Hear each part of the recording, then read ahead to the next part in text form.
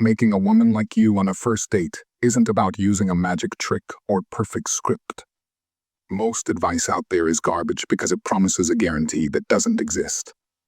The truth is, modern dating has changed everything.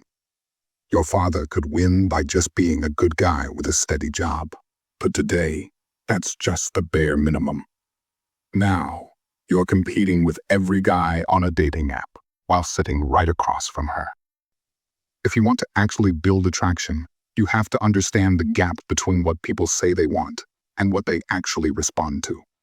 Culturally, we are told that women want a man who is purely sensitive and soft. But biologically, attraction is still triggered by the old traits: confidence, leadership, and decisiveness. The secret isn't to be a jerk, but to express your masculinity in a way that feels like a gift, not a threat.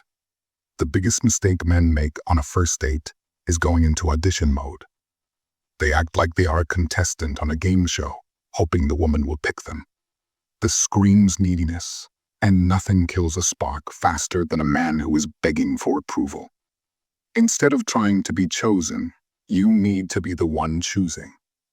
Go into the date evaluating her. Does she meet your standards? Is she someone you actually want to spend time with? This shift in mindset changes your body language and your tone.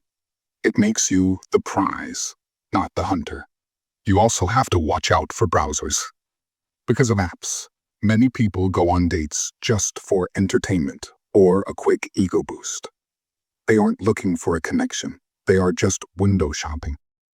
If you notice she's distracted, checking her phone, or giving one-word answers, don't take it personally. You can't fix someone who isn't even in the game.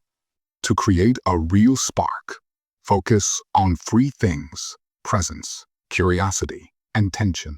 Presence means actually listening instead of waiting for your turn to speak. Curiosity means asking why she thinks a certain way, not just what her job is. And tension means you shouldn't be afraid to disagree or tease her playfully. If you are too polite, you become a friend.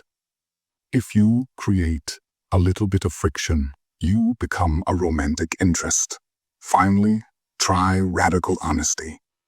Stop pretending to be the perfect version of yourself. If you are upfront about who you are, you might get fewer second dates, but the ones you do get will be with women who actually like the real you. It saves you months of wasted time and builds a foundation that won't crumble later.